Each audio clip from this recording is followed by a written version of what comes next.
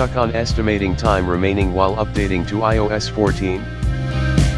First, check your iPhone storage.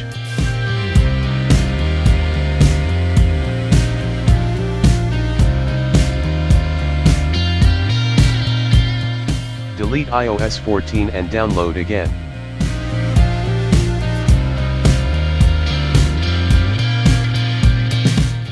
Second, check your network connection. Or reset network settings and connect to Wi-Fi again. If it doesn't work, connect your iPhone to the power to ensure the battery has enough energy.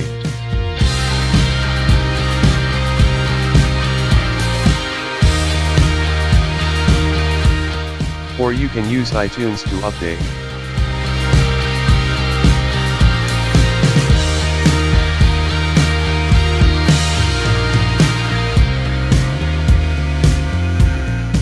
If iTunes is difficult to use, try UltFone iOS System Repair.